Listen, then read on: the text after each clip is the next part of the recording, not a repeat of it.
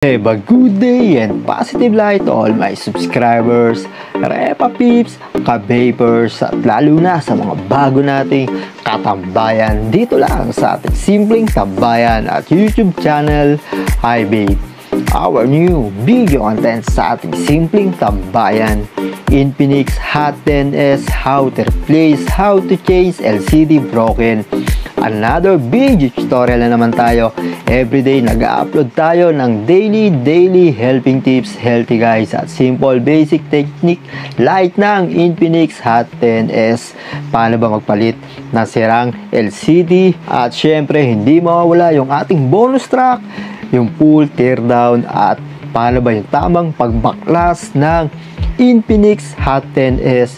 Paano yung step by step kung ano yung unang babaklasin at i-remove para hindi magkaroon ng mas malaking problema o kaya hindi madama yung mga ibang spare parts pa, lalo na yung motherboard ng Infinix Hot 10s. Kaya kung gusto mo, supportahan mo, mag-subscribe, like at share na rin ang ating YouTube channel. At syempre, don't forget, don't skip the ads sa lahat ng mga video tutorial natin to para matulungan nyo yung ating simpleng tambayan at YouTube channel. At marami pa tayong mga i-share at mga ibabahagi na mga helping tips, healthy guys at simple basic technique. And now our first step ng ating video tutorial, Infinix Hot 10s, how to replace, how to disassembly, at paano ba magkabit ng tamang pamamaraan ng LCD ng Infinix Hot 10s. First step, kailangan nyo, at yung always na reminder ko sa inyo, 100% check before disassembly bago ninyo palitan. Mahalagang check muna ninyo. At yung second dito, hindi mawawala yung pagbabaklas natin ng back cover. Pero yung back cover ng Infinix Hot 10s hindi siya ganong kahirapan. Medyo mahirap lang yung side nung camera, back camera ng Infinix Hot 10s dahil medyo matigas at once na virgin pa o kaya bago pa yung Infinix ng magamit ninyong light ng ginagawa natin ngayon, medyo mahirap lang baklasin yung banda sa gilid ng camera dahil meron pong glue at dual adhesive tape na nakakabit doon sa lahat ng side ng back camera ng Infinix Hot 10s. Using hair blower, pwede rin po yung gamitan ninyo para medyo lumambot yung dual adhesive tape at matanggal ninyo at ma-remove ninyo yung back cover. And don't forget, wag nyo kakalimutan i-remove yung SIM card tray bago nyo i-remove yung back cover.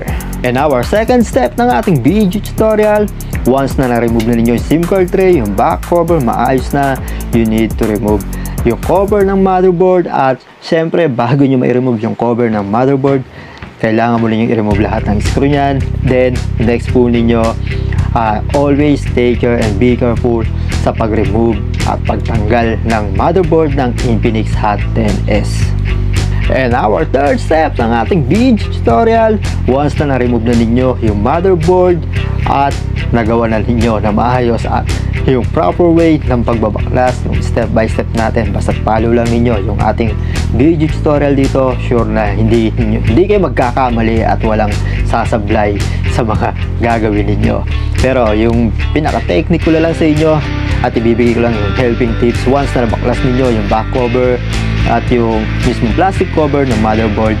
Pwede muna ninyong itry yung mismong Infinix Hot 10s na binili ng LCD para sure na working 100%, pati yung touchscreen ay gumagana at walang hairline or kaya walang basag.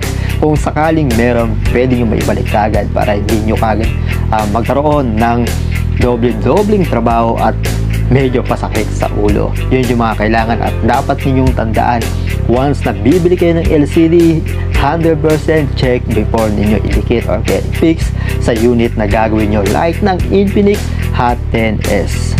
Now our last step and finale ng ating video tutorial, Infinix Hot 10s, how to replace, how to disassembly, how to fix new LCD, 100% fix and done.